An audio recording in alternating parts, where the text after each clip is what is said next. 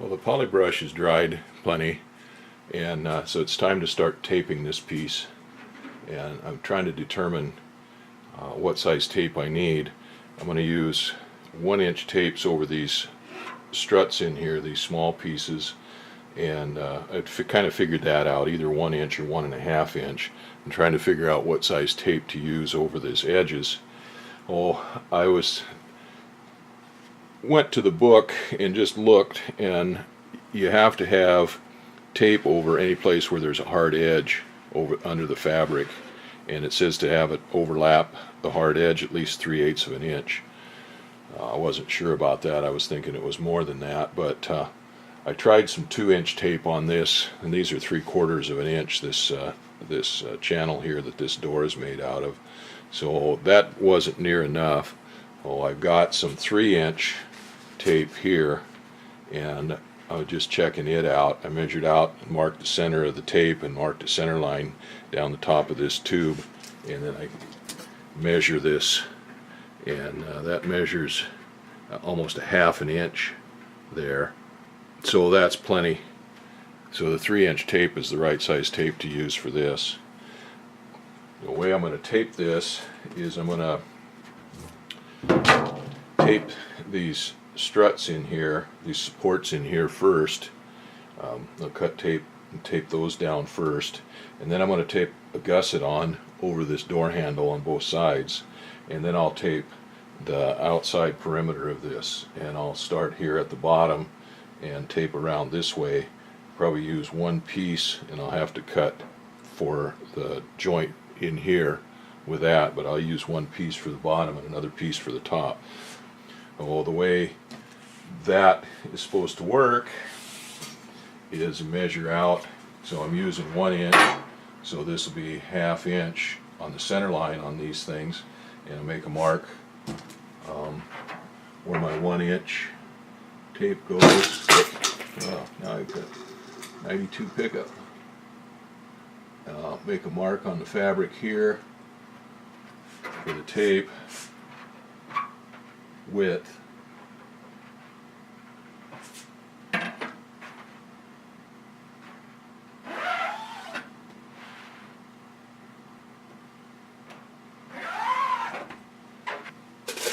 I would take the poly brush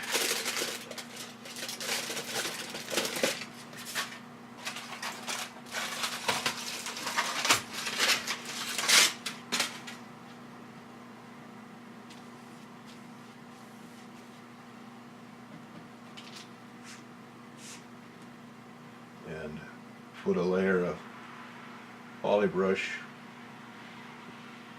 up to those lines.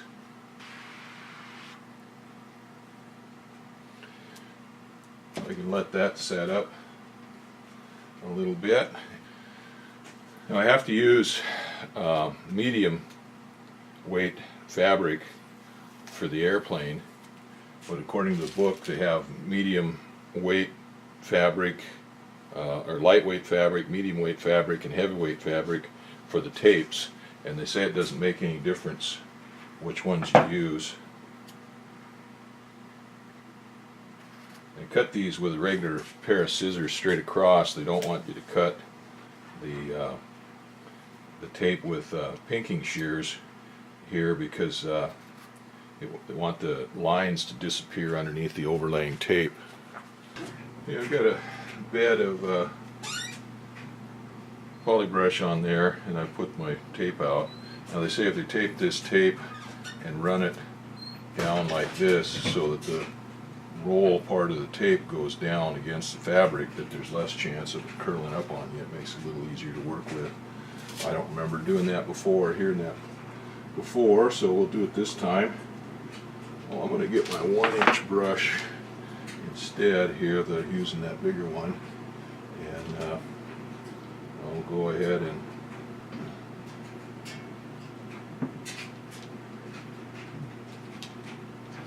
okay, so lay that tape in there. Okay, that's better. Now just take the poly brush and brush it so that it comes right through the tape. paint edges and all, and push all of the air bubbles out of it. And there's one. Okay, the taping is done on that side. Wait for that to set up and we'll do the other side. I've got the tapes on there and the poly brush is kind of dried. I've got a few little blisters and bubbles in there. Supposedly those will come out with the iron. You heat that, push it down. They look pretty good otherwise, but it says in the book to go ahead and put another coat of poly brush over the top of this after it's dried 30 minutes, and you can try to push down these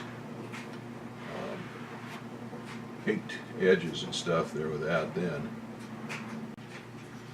one of the things they say is to use plenty of poly brush, but not so much that you make raised ripples and stuff like that in it. So okay, now that's got to dry some more before I do anything else with it. It's got to dry enough that I can tip it over and do the other side. Should have put this gusset on here and marked out perimeter of it with a pencil before I put these tapes on here, and then I could have glued it on at the same time.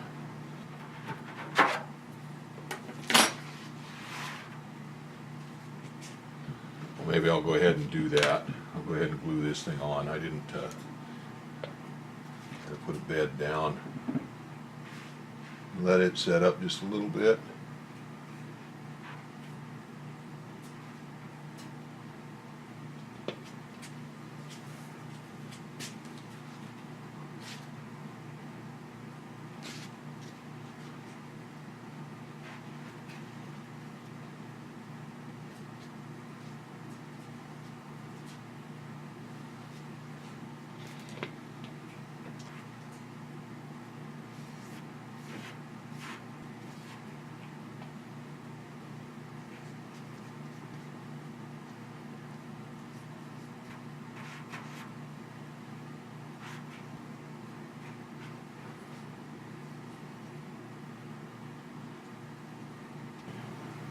Well, I think this side is good enough. I glued that gusset down on there, and then I went ahead and went over each one of these tapes with one more layer of poly brush.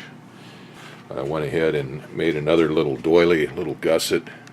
It went right on around that handle, just a circular gasket type that went on around that handle to kind of finish that out a little bit better. Anyway, I think that looks pretty good. Let this stuff set up here now. I'm going to take their dogs for their evening stroll and come back, and I'll turn this over and do those tapes on the other side. Well, that looks pretty good now. Dried out pretty good. I just put another little coat of poly brush on this gusset here that I put on there, but that's underneath this handle, so that's going to be up in the air. I'm going to go ahead and turn this over now and do the same thing on this side. I'm going to mark this out. This time I'm going to go ahead and mark this out with this gusset in there too, and then mark these stringers out and put a bed of poly tack on there, or poly brush on there. I went ahead and drew the lines out for this. I probably don't need a piece of reinforcing tape on this side where that little post goes up, because it's on the other side. It's close to the fabric on the other side, but it's smaller. It's a post and not just a stringer like these, and it doesn't really touch this side at all. But I'm going to put one in there anyway, just because. I'll bed these. It's like I did before with the poly brush. Okay, I'll let that set up for a little while, and we'll come back and put the tape on it. I'm cutting reinforcement tapes here just like I cut the ones on the other side. I got the roll like this, laying the roll down so that it has a tendency to roll down onto the table, or onto the tape. Some of the solids come out of this, but all that is the pigment in there that makes it pink or red.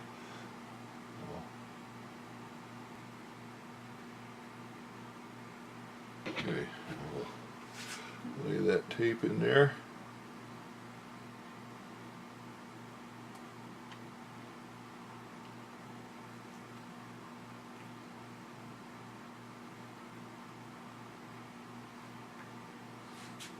There we go. And press down on it to get the poly brush to come through the weave.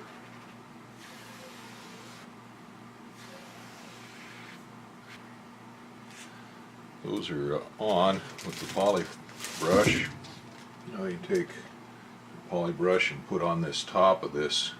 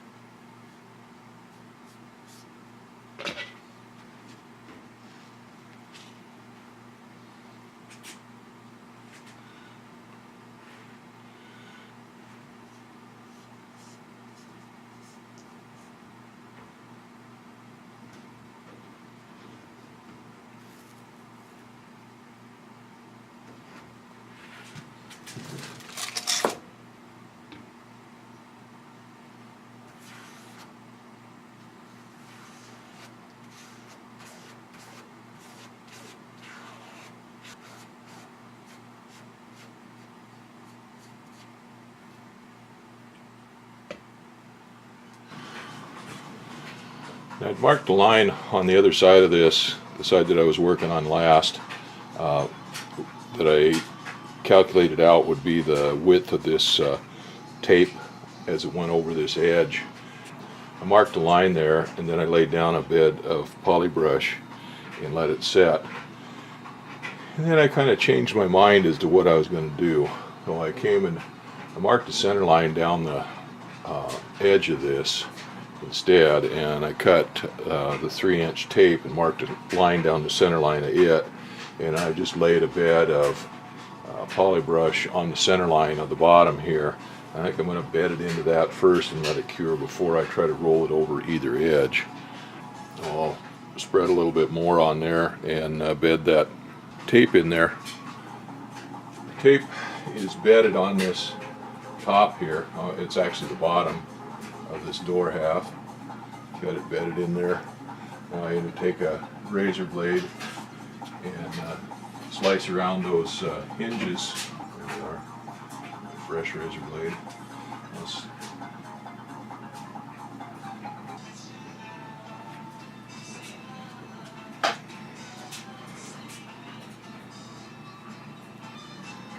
Okay.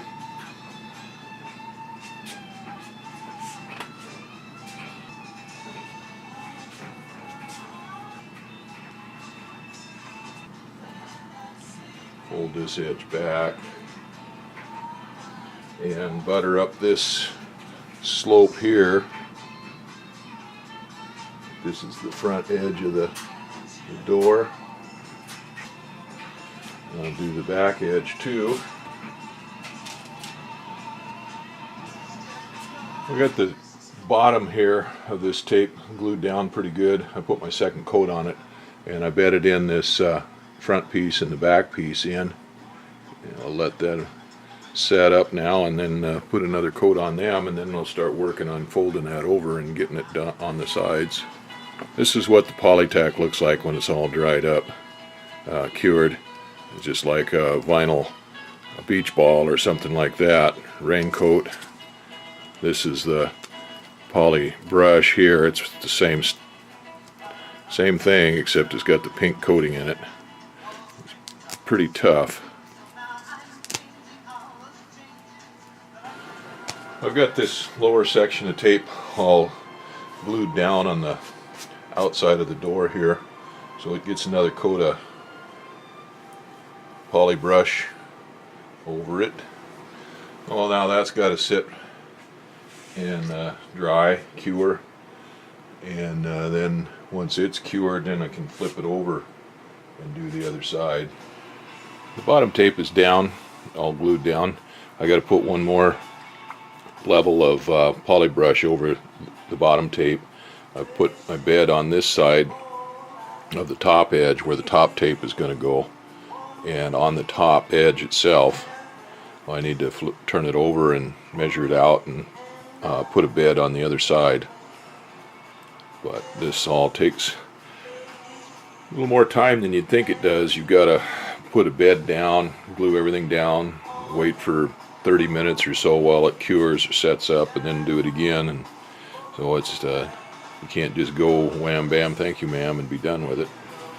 Well, the bottom perimeters are done gluing up, so I'm putting the first glue layer on the top piece here. This will be the last piece of tape on here, and I got that natural bristle brush, and it's a nice fine brush, and laid out a nice even pattern on there, but it's shedding worse than one of my dogs, so I'm gonna have to quit using it. It's got white bristles on it and they're impossible to see. I know I've pulled 5 of them out just on this top piece doing that. So it's back to the imitation bristle brush. Even though it's a little coarser, it still works. My tape is glued on there to the top of the door, and it's ready to be run over and glued to either side. But I'm going to try something here. I'm going to heat this iron up a little bit and do like I did when I was forming the fabric there. I'm going to try to form this tape around these corners a little bit, because they're kind of a pain in the butt to get them to stick down. I've got the little iron set to about 200 degrees, and so I'm just going to try to break that edge a little bit there, so it's not quite so hard to get it to go around that corner. See, I don't know whether but do that with just pushing it down and trying to give it a memory, but that's kind of working on the other side, but not as well as maybe with the heat. This iron hasn't totally warmed up yet. That is helping it break that edge, so we'll get a nice clean bend on there. You don't want to turn it up too much or it'll shrink the fabric, and I don't want to do that. Oh yeah, that should make it a lot easier to I put a little bit of poly brush here on these edges where I've got to cut that just to keep it from fraying. So I want to trim that.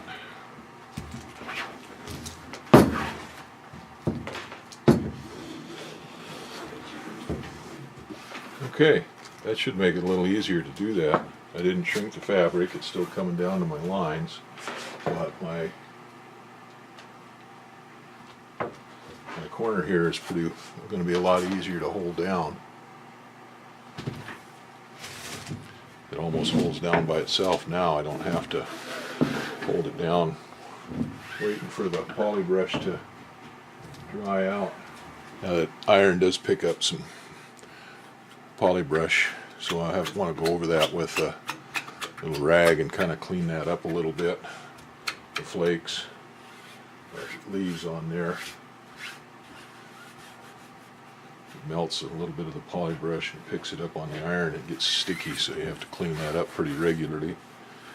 That'll be a lot easier to dope that, or to poly brush that. Okay. All my seams are poly brushed and cured, dried out. Well, now I need to go over everything with iron and make sure all these pinked edges are down. There's places where there's poly brush, poly tack sticking up, even though I was real careful and tried to clean everything all up. There's places where there's little bumps and stuff like that. And they keep stressing in the book that every place you feel something, it's going to show when you paint it. So the idea is to go over everything here and get all the little lumps and bumps docked down.